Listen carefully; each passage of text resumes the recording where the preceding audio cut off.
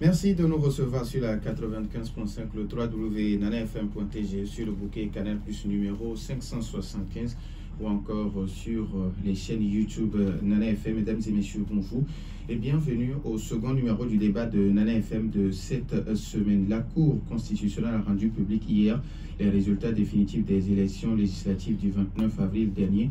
La Cour a confirmé les résultats provisoires de la Commission électorale nationale indépendante CENI.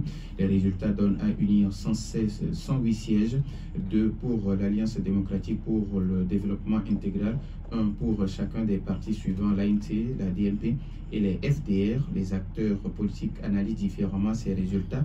Ce matin, je reçois en studio M. Nathaniel Olympio du Parti des Togolais. Président, une fois encore, merci pour votre disponibilité et bonjour. Bonjour et surtout merci de m'inviter. Alors les auditeurs, vous avez donc la possibilité d'intervenir dans ce débat sur nos deux numéros 91 09 71 71 ou le 96 61 58 58 avec Georgette Cloutier à la mise en onde. Je suis Norbert Touadji. Une fois encore, merci pour votre fidélité d'écoute. Alors, Président, avant d'entamer le vif du sujet qui nous réunit ce matin, vous avez posé l'épineuse question de la place de la France auprès de la jeunesse togolaise ou de la jeunesse africaine, s'il faut le dire, à travers un ouvrage. Que retenir de cette problématique? Bon, je ne savais pas qu'on allait parler de ça aujourd'hui, parce que nous n'avons pas encore eu l'occasion de mettre le livre à disposition du public, et quand ce sera fait dans peu de temps, on aura l'occasion de parler du livre lorsque vous l'aurez lu et que vous aurez su ce qu'il y a à l'intérieur. Les questions seront beaucoup plus pertinentes en ce moment-là. En tout cas, merci. D'accord. 108 sièges pour Union pour la République, 2 pour l'Alliance démocratique pour le développement intégral ADI, 1 pour chacun des partis ANT, DMP et FDR.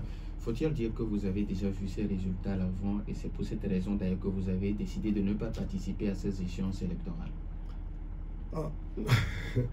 Et ça fait 10 ans que je dis la même chose et je n'ai pas changé une seule virgule de mon discours. Et nous sommes dans une dictature et dans une dictature, l'élection n'est jamais l'instrument pour réguler la vie politique.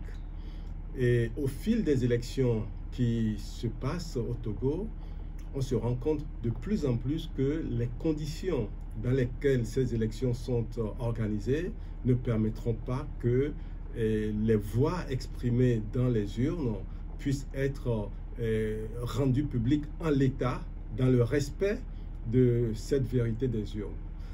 L'élection au Togo, malheureusement, parce que en principe, les élections sont, je dirais, la voie royale pour redynamiser une vie politique et pour que les gouvernants puissent changer de politique publique. Il faut que les élections viennent donner un coup d'accélérateur. Au Togo, vous avez vu depuis plusieurs décennies, en tout cas ces 20 dernières années, aucune élection n'a permis de changer la politique qui est menée dans le pays. Aucune élection. Donc, c'est le lieu, je pense, de faire, nous tous, le constat. Et le constat est le suivant. Ce que je disais déjà depuis 10 ans, aujourd'hui, je pense que tous nos amis de l'opposition, pour qui j'ai un grand respect, parce que beaucoup sont dans l'engagement depuis des décennies, et pour cela, il faut reconnaître les efforts, il faut reconnaître les sacrifices qui sont faits par les uns et les autres. Mais c'est aussi vrai que depuis 30 ans que nous nous sommes engagés dans la démocratisation, la voie que nous avons empruntée, c'est-à-dire celle qui consiste à aller aux élections, à gagner les élections pour changer ce que l'on veut changer, eh bien cette voie-là a montré non seulement ses limites, mais cette voie a montré qu'elle était sans issue. Donc, le moment est venu pour que tous les Togolais qui veulent connaître une vie meilleure, qui veulent avoir plus de liberté, et qui veulent avoir simplement un état de droit, eh bien, tous ces Togolais doivent aujourd'hui travailler ensemble pour que nous puissions aller vers ce qui permettra une évolution de notre environnement politique. Alors, Président, quand certaines personnes pensent que ces élections ont permis d'éliminer, s'il faut le dire entre guillemets, des partis de l'opposition qui animent la vie politique du pays depuis 30 ans. En fait, ce n'est pas cela l'objectif du pouvoir. L'objectif du pouvoir, c'est d'être dans une situation d'hégémonie, d'écarter tout ce qui constitue à leurs yeux un obstacle au déroulement, au déploiement de leur puissance.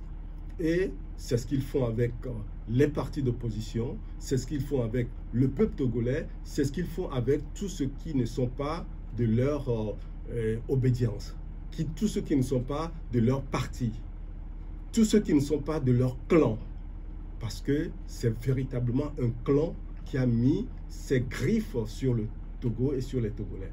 Donc, je ne pense pas que la cible de cette manière de gouverner soit l'opposition spécifiquement. C'est vrai, vous avez dit une chose importante, c'est que quand on regarde l'histoire récente du Togo, surtout l'ère démocratique, eh bien, nous avons eu quoi? Nous avons eu dans ce pays un parti, l'UFC, qui avait une popularité immense. Immense. Eh bien, si nous étions en démocratie, l'UFC aurait dirigé ce pays. Mais nous ne sommes pas en démocratie. Donc, que personne ne rêve que sa popularité lui permettra de gagner les élections. Parce que nous ne sommes pas dans des conditions où la popularité, l'assise d'un parti lui permettent d'acquérir l'exercice du pouvoir d'État. Ce n'est pas les conditions que le régime impose aux Togolais. Nous devons tirer les enseignements. C'est ce que disait déjà à l'époque le professeur Ninevi, en parlant de démocratie d'abord, multipartisme après. 30 ans plus tard, cette vérité reste implacable. C'est pour ça que, depuis quelques années, je me suis engagé à expliquer pourquoi la participation aux élections est un obstacle à notre démocratie. Pourquoi le fait de rester figé dans nos partis politiques de l'opposition est un obstacle à la démocratie. Pourquoi le fait d'être enfermé dans nos organisations de la société civile est un obstacle à la démocratie. Ce qui s'impose à nous aujourd'hui, nous qui sommes défenseurs du droit et de la démocratie, eh bien, c'est de nous engager dans une démarche de lutte citoyenne. C'est un mot que j'utilise depuis plusieurs années, mais la lutte citoyenne, comme son nom l'indique, eh bien, ce sont les citoyens qui doivent eux-mêmes prendre en charge la défense de leurs intérêts. Alors, Président, pour vous participer aux élections dans les conditions actuelles que nous connaissons, c'est un obstacle à la démocratie, mais pour d'autres, pour une partie de l'opposition, participer aux élections, c'est la voie pour accéder au pouvoir. Faut-il dire que l'opposition togolaise est en train de parler d'une voie discordante? Alors, quand on est en démocratie, et ça c'est la condition sine qua non, c'est-à-dire c'est une condition indispensable. Quand on est en démocratie, bien sûr que les élections constituent la seule et unique voie, c'est pour ça que je parle de la voie royale, pour exercer le pouvoir d'État. Mais nous ne sommes pas en démocratie, il ne faut surtout pas oublier.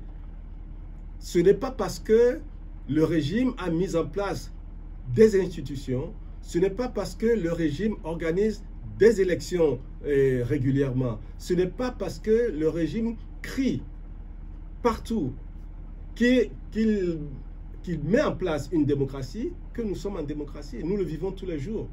Nous n'avons pas de liberté, les gens sont en exil, les gens sont en prison pour leurs opinions, et la justice est une justice de riches.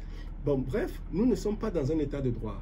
Donc, nous ne devons pas oublier que la situation, elle est telle que l'élection ne nous sert pas à grand-chose aujourd'hui. Avant de donner la possibilité aux auditeurs sur nos 2 numéros, quelle lecture vous faites depuis le 29 avril dernier jusqu'à hier? Eh bien, d'abord, il y a eu cette question je partirai depuis le 19 avril. Il y a eu cette question de changement de constitution. La constitution, c'est la loi fondamentale. Nous avons crié dans ce pays, les Togolais ont crié dans ce pays qu'ils ne veulent pas qu'on change leur constitution. Eh bien, ils l'ont quand même fait parce que ce que disent les Togolais, ça n'a pas d'importance à leurs yeux. Ça veut dire que, en fonctionnant ainsi, le régime a confirmé son illégitimité. Le régime n'est plus légitime du tout. Quand le régime n'est plus légitime, mais qu'est-ce qui reste au pays à faire? Eh bien, nous devons nous engager, et je le dis à dessein, dans une transition. Parce que les autorités qui sont là n'inspirent plus confiance. Les électeurs ne sont pas sortis le 29 avril dernier. Pourquoi? Parce qu'ils n'ont plus confiance aux dirigeants du pays. Ils n'ont plus confiance au processus électoral. Quand c'est comme ça, nous devons refonder notre contrat social. Refonder le contrat social, cela passe par donner l'occasion à la population togolaise de se réunir, de se parler et de définir ensemble dans quel Togo nous voulons vivre. C'est ça, le contrat social qu'il faut renouveler pour relancer la dynamique politique dans notre pays. Sinon, eh bien, nous sommes dans une voie sans issue. 91 09 71 71 ou le 96 61 58 58. Les auditeurs, vous avez maintenant la possibilité sur nos 2 numéros, mais après la pause.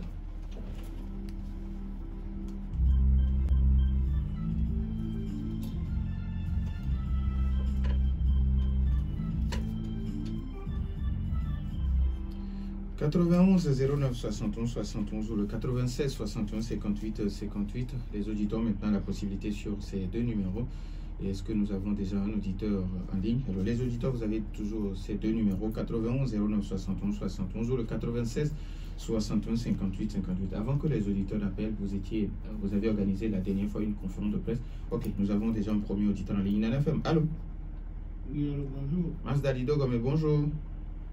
Et bonjour à votre invité. S'il vous plaît, j'ai pris l'émission en cours. Oui. Et vous êtes avec monsieur Mikio? Oui, oui. Ok. C'est en suivant le déroulé que j'ai compris que ça ne pouvait être que lui. Monsieur Nathanaël, bonjour. Bonjour. Et vous avez cité quelque chose tout à l'heure. Démocratie d'abord, multipartisme ensuite.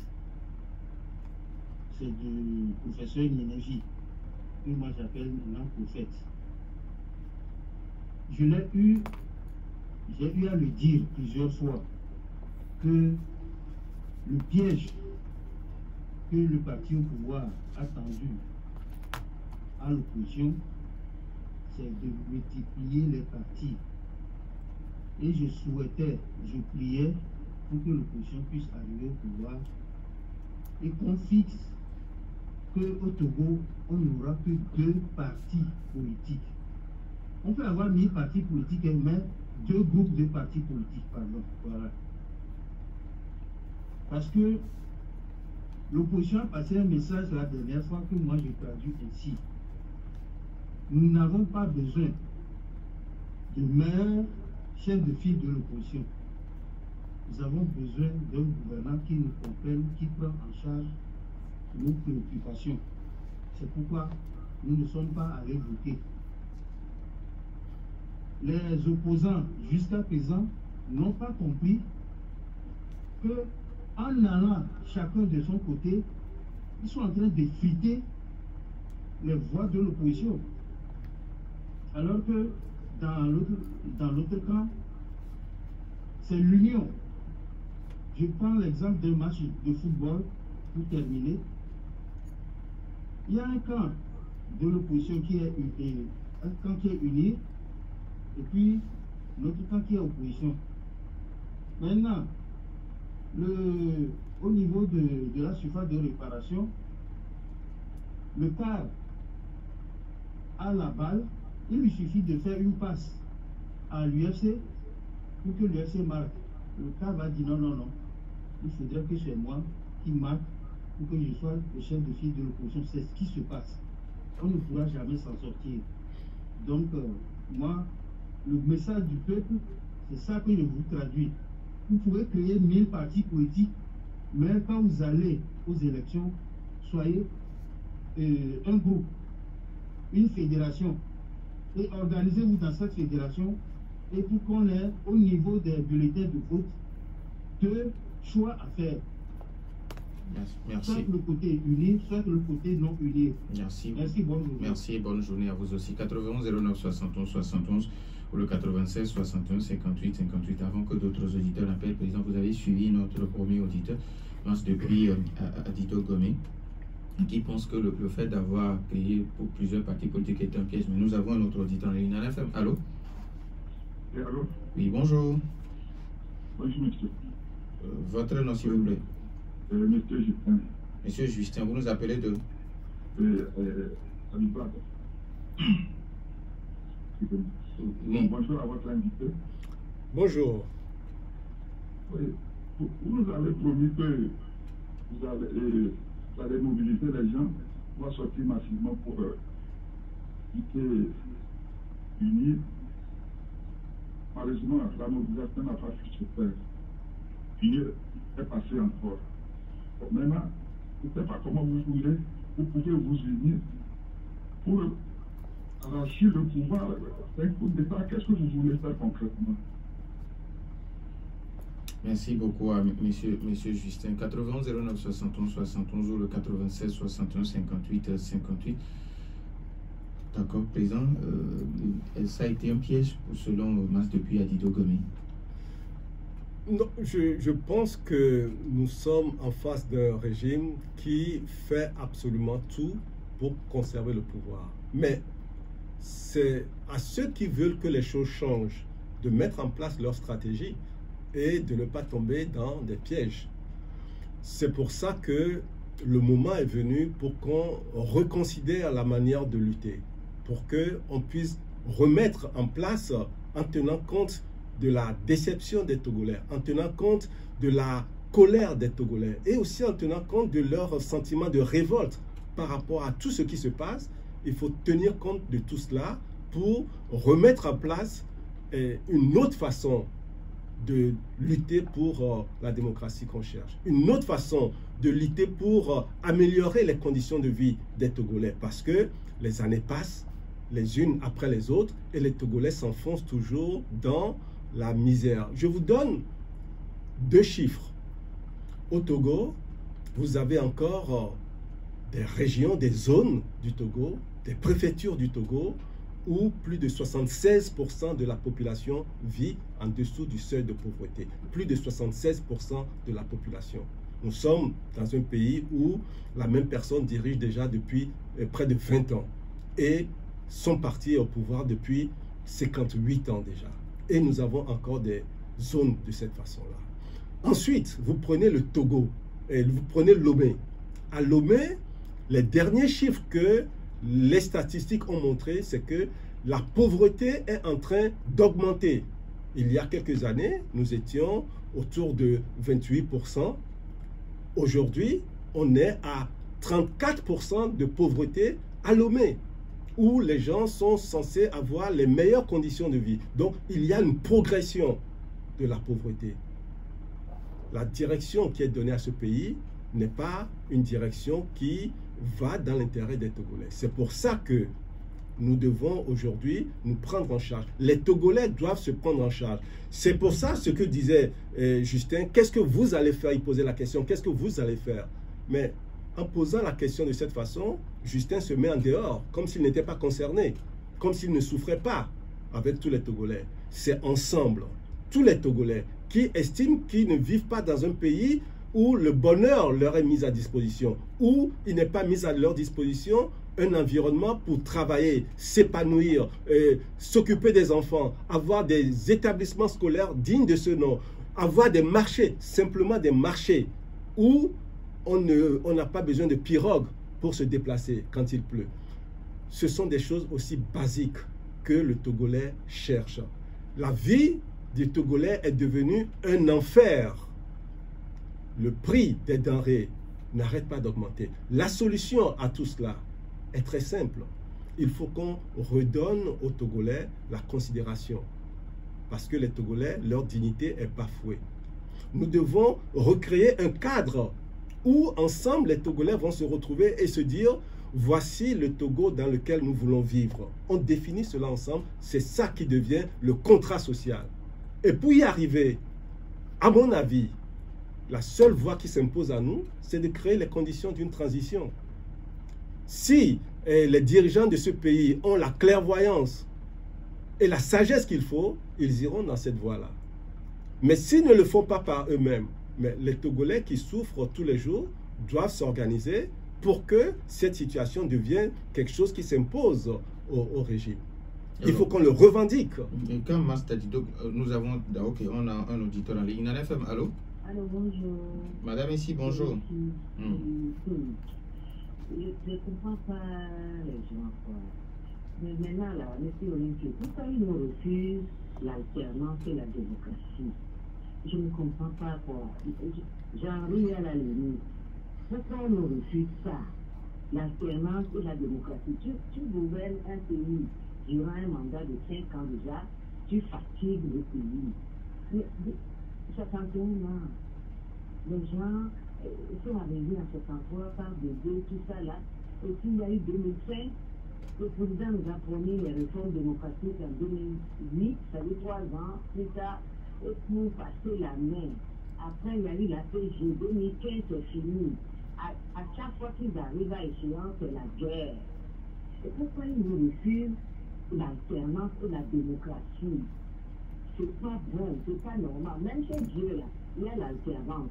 Tu nais, bébé, jeune, adulte, tu crèves, quelqu'un d'autre vient. À Vatican. Ça alterne à Vatican. Pourquoi on nous refuse ça? Merci. Le pays est détruit, nous avec. Merci beaucoup. Merci. Et portez plainte. Portez plainte. Merci. Mais ça, c'est grave, ça dit. On a des lois de la République. Merci beaucoup à Madame ici. Alors, Mas, avant d'arriver aux préoccupations de Madame ici, Mas qui pense que le fait que l'opposition est allée à ces élections en rang dispersé, ça a été l'erreur. Moi, je ne suis pas certain que ce soit ça la solution miracle. Je rappelle simplement que, bon, ça fait un peu vieux hein, pour les jeunes, ça ne veut pas dire grand-chose, mais il faut qu'on le dise quand même.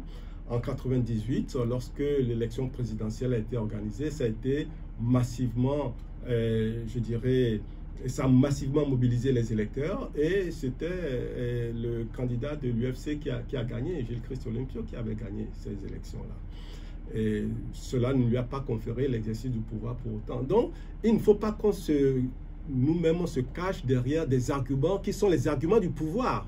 Parce que si vous les entendez aujourd'hui se pavaner dans les médias, ils se tapent la poitrine comme de grands vainqueurs en disant ben, nous avons gagné parce que nous avons travaillé, mais surtout nous avons gagné parce que l'opposition est allée en rang dispersé. Mais ça, c'est un langage, je dirais, pour mélanger un peu l'esprit des Togolais. Ça n'a rien à voir. Regardez ce qui vient de se passer. Il y a eu une trentaine de recours auprès de la Cour constitutionnelle. Les gens qui ont participé, qui ont accepté de participer aux élections, ont dénoncé des fraudes massives. Eh bien, pas un seul recours n'a été pris en considération par la Cour constitutionnelle. Mais si vous allez en rang serré et que vous avez un seul candidat par circonscription, si vous gagnez et qu'on vous vole, comme ça s'est passé avec le cas du député Targon, moi je l'appelle député parce que c'est lui qui a gagné là-bas. Et on a usurpé sa victoire. Il a toutes les preuves en main. Il nous a expliqué, il a expliqué publiquement ce qui s'est passé. Et il a déposé un recours auprès de la Cour constitutionnelle. La Cour constitutionnelle a estimé que, eh bien, ce qui a été décidé dans les officines du pouvoir, c'est ça qui doit être dit comme résultat. Résultat, donc, on a rejeté son recours. Ça veut dire quoi? Ça veut dire que vous pouvez avoir un candidat unique. Vous pouvez avoir toutes les preuves. Mais les preuves, vous devez les présenter à une institution. Eh bien, si cette institution n'approuve pas ce que vous dites, ben, ça ne sert à rien d'aller à ces élections. Donc ce n'est pas uniquement l'histoire de s'organiser comme le dit généralement l'opposition en disant « organisons-nous pour surveiller les élections, pour défendre les résultats ». Non, ça ne sert à rien parce que quelles que soient les preuves que vous avez, eh bien, la personne qui doit trancher, mais la personne, c'est lui, l'arbitre, c'est le coach de votre adversaire. Mais il va toujours trancher en faveur de votre adversaire et c'est ce qui se passe toujours. Voyez-vous?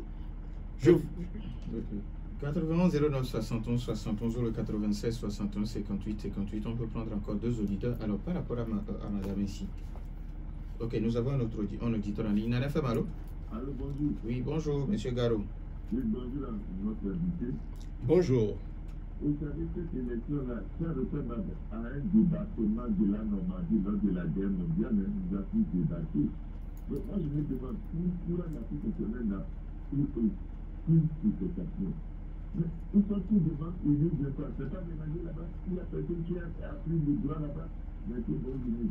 Merci, bonne journée à vous aussi, monsieur Garou. 91 09 71 71 ou le 96 61 58 58. Alors, nous avons notre auditeur en ligne. Nana FM, allô? Allô? Bonjour. Oui, bonjour. Ok, c'est Elom depuis Bossime. Elom depuis Bossime, oui. Allez-y, on vous écoute. Ok, bonjour, Président. Bonjour. Je crois qu'il y a notre confrère, M. Nicolas qui avait déjà dit ce que vous confirmez aujourd'hui. Aucun opposant ne pourra changer ce qui se passe au Togo. Et seuls les Togolais même peuvent se lever. Et je pense que c'est ce qui nous arrive aujourd'hui. D'aucuns croient que c'est les leaders qui doivent faire le travail et chacun reste dans son coin, croyant que ça va changer. Et voilà que nous subissons tous la même chose. Bonne journée. Merci à monsieur Elom depuis Bossimi. Alors, Président, vous avez suivi les uns et les autres. Monsieur Garou qui pense que avec ce qui s'est passé à la Cour constitutionnelle hier, on dirait que le droit n'a pas été dit. Le droit n'a jamais été dit au Togo, surtout pas en matière d'élection. C'est pour ça que maintenant que le constat est fait, je pense que plus personne, je dirais sincère au Togo, ne peut encore défendre les élections comme étant la voie pour changer les choses, pour avoir une alternance. Cette voie-là, eh bien, cette fois-ci, tout le monde a compris qu'elle est définitivement bouchée. Donc, qu'est-ce qu'il faut faire? Il faut qu'on s'organise. On s'organise pour faire comprendre à ce régime que les choses ne peuvent pas continuer comme ça. Moi, j'ai vu et lu comme tout le monde la publication de Jerry Tama qui se retire de la politique parce qu'il est tellement dégoûté, et malgré la proximité qui était la sienne par rapport au régime en place. Mais il est tellement dégoûté par ce qu'il a vu qu'il a dit, bon, moi je jette l'éponge, je quitte la politique. Non, nous ne devons pas abandonner la lutte. Et c'est le moment de dire à la jeunesse que si vous ne voulez pas que des gens incompétents et qui ne s'occupent pas de vos intérêts, et si vous ne voulez pas que ces gens dirigent le pays, eh bien, engagez-vous en politique. Engagez-vous et exprimez-vous. Ne dites pas que les opposants sont mauvais. Ne dites pas que rien ne va changer avec ces opposants. Mais ne tenez pas compte des opposants, mais tenez compte de vos préoccupations.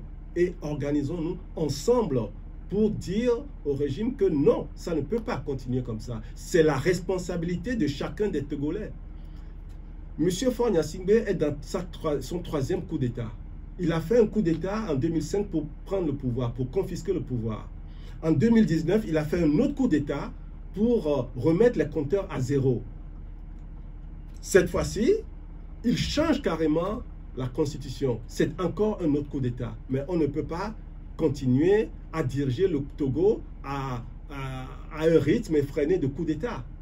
Et les Togolais ne peuvent pas laisser les choses continuer ainsi. C'est pour ça que moi j'insiste, je martèle et je le dirai toujours qu'il est temps que nous Togolais, on se mette ensemble.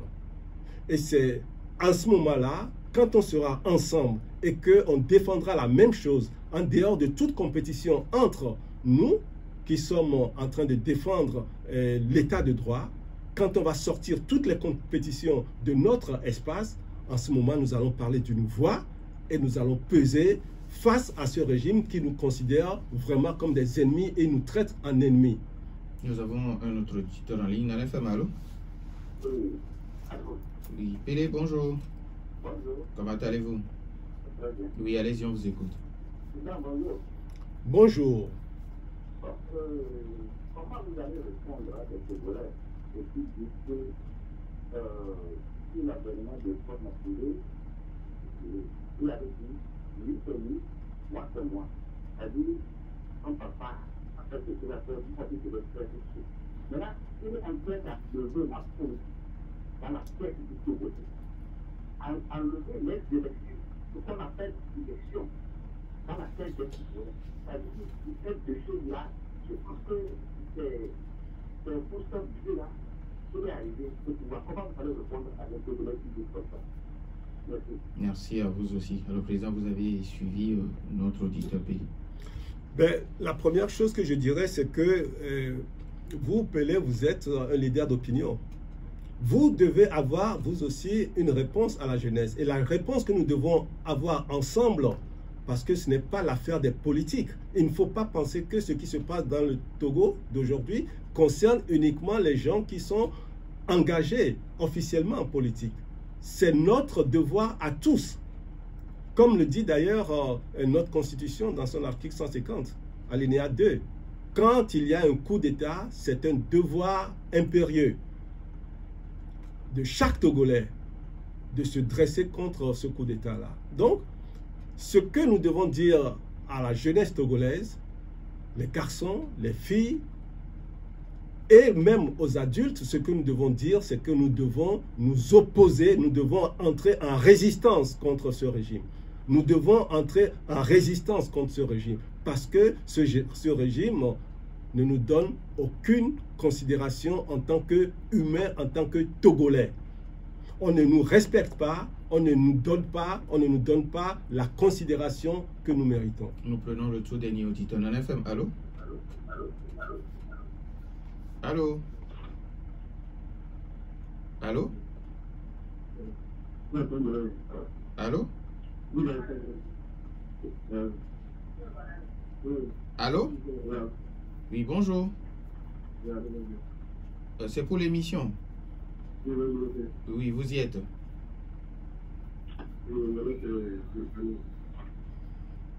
J'ai vraiment du mal à écouter notre auditeur. Alors, Président, vous êtes l'un des responsables de Touche pas à ma Constitution. La Constitution a été promulguée. Faut-il dire que les dés sont déjà pipés? Non, je pense que en promulguant cette Constitution, le chef de l'État a une fois de plus démontré qu'il n'est pas du tout à l'écoute des Togolais. Et c'est maintenant qu'il faut intensifier davantage notre contestation, notre opposition à cette nouvelle Constitution. Moi, comme beaucoup de Togolais, nous ne nous reconnaissons pas dans cette Constitution, que nous ne connaissons même pas. Ça a été promulgué, mais on ne sait même pas de quoi il s'agit. Nous sommes dirigés par un texte que nous ignorons. Donc, moi, ce que je dis aux Togolais, c'est que nous devons nous organiser partout où nous sommes, dans nos quartiers, pour entrer en résistance. En résistance, c'est-à-dire, eh bien, il faut aller dire aux chefs de quartier que nous ne sommes pas d'accord avec ce qui se passe dans le pays. Il faut aller dire à nos chefs de canton que nous ne sommes pas d'accord avec ce qui se passe dans le pays. Il faut aller dire à nos préfets que nous ne sommes pas d'accord. Aux représentants de la loi, il faut dire qu'on n'est pas d'accord avec la manière dont on nous dirige. Et ça, c'est le droit. On ne peut pas nous refuser d'exprimer ce que nous ressentons. Et ça, en le disant, chacun, là où il est, dans son quartier, dans sa ville, dans son village, dans son canton, eh bien, la clameur va monter et les dirigeants vont finir par entendre que le peuple est mécontent. Est-ce que vous savez, vous pensez que ça peut porter ses fruits? Mais écoutez, si le peuple que vous dirigez n'arrête pas de vous exprimer son mécontentement, sa colère et même sa révolte, si vous n'en tenez pas compte, eh bien, il revient au peuple de décider ce qu'il va faire de votre pouvoir. Mais il faut commencer par l'exprimer. Si les Togolais font comme si rien ne s'était passé dans le pays, si nous allons marcher tous les jours comme si rien ne se passait, si nous allons nous vaquer à nos occupations tranquillement, eh bien, les gens qui sont à l'extérieur et qui ont pitié de nous, qui ont pitié de ce que nous sommes en train de vivre, eh bien, quand ils voient que nous-mêmes, on semble s'accommoder de ces forfaitures, de cette méprise, de cette, du fait qu'on ne nous donne aucune considération, si nous donnons l'impression de nous satisfaire de ça, eh bien, les gens vont baisser les bras à l'extérieur et personne ne nous apportera son accompagnement. Mais il faut donc qu'on exprime notre indignation. Oui, ils refusent les manifestations, mais il faut qu'on insiste et qu'on montre que nous sommes privés de liberté dans ce pays. C'est au prix de ça que, en forçant les choses, en insistant, sans abandonner, sans résignation, dans la détermination et l'engagement, nous finirons par arriver à quelque chose. Tant qu'on continue de se battre, il y aura toujours un résultat devant. C'est ce que nous devons faire. Nous avons un dernier auditeur en ligne Nana FM. Allô? Oui, bonjour. Monsieur Senghor, vous voulez bien vous éloigner un peu de votre poste récepteur, s'il vous plaît? Je salue Monsieur le Président. Bonjour. Bonjour. Ok. Dans cette situation que le Togo se trouve, qui est une situation tout à fait catastrophique, mais vous ne voyez pas que vous, les opposants, c'est une question de la détermination, c'est le courage. Voilà ce qui s'est passé au Sénégal avec son président. Et vous ne voyez pas que vraiment c'est une détermination, à mon avis, parce que le pays dans lequel nous sommes, aucune région, moi je ne suis pas bien, sur moi, un pays pas bien. Même nous, les Camerounais, c'est nous-mêmes qui souffrons plus que tout le monde. Vous voyez la situation. Est-ce qu'on va se faire comme ça, Monsieur le Président? Donc je laisse un appel à tous les opposants, plus aussi les Togolais. Vous savez, quand le refus de participation, plutôt ce qui refuse là, c'est surtout le qui détruit le pays. Je vous ai encore le micro. Ceux qui refusent de participation, ça ne le regarde pas, c'est les opposants, c'est ce que vous voulez quand même de souligner. Ce sont eux plutôt, parce que le Togo nous appartient à nous tous. Voilà, je m'arrête ici, comme je vous dis. Merci beaucoup à M. Évangéliste Senghor. Vous avez suivi quand il parle de détermination de l'opposition. Je pense que nous ne manquons pas de détermination, nous manquons surtout de cohérence. Et c'est ça qui perturbe un peu les Togolais, parce que nous ne sommes pas sur une ligne, je dirais, rectiligne, on va à gauche, on va à droite. Et ça, les Togolais ne peuvent pas comprendre. C'est pour ça que, pour ce qui me concerne, j'ai toujours été constant, j'ai toujours été cohérent et j'ai de la continuité dans ma cohérence. Ça veut dire que nous savons où nous allons. Et nous tous, Togolais, ce que nous recherchons, c'est un mieux vivre ensemble. C'est une vie meilleure pour tout le monde.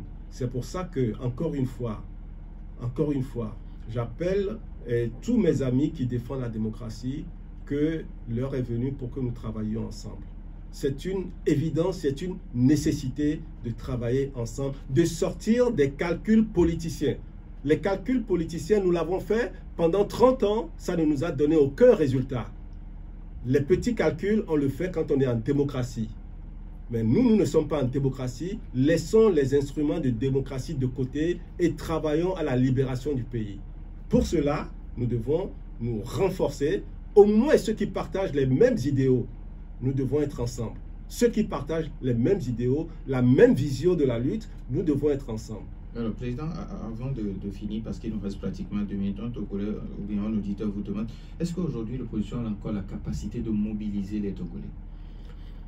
En fait, je pense que ce qui a manqué à l'opposition, c'est de faire une offre politique à la population togolaise.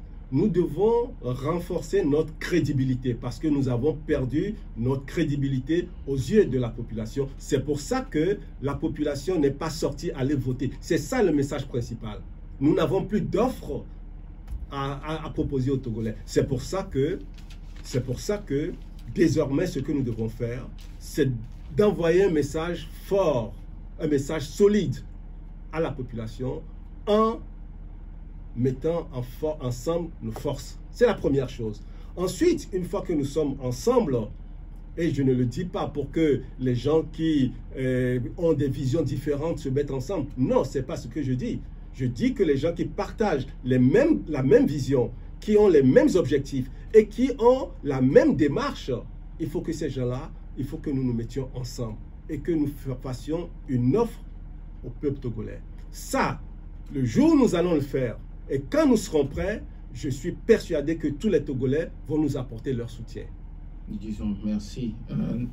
Nathanaël Olympio, il est le président du Parti des Togolais. Merci également à vous, chers auditeurs, pour votre fidélité d'écoute à Nana FM. Fin de ce débat mis en onde par Stan Teko et Georgette Clousset. Je suis Norbert Douadi. Bonne suite de nos programmes.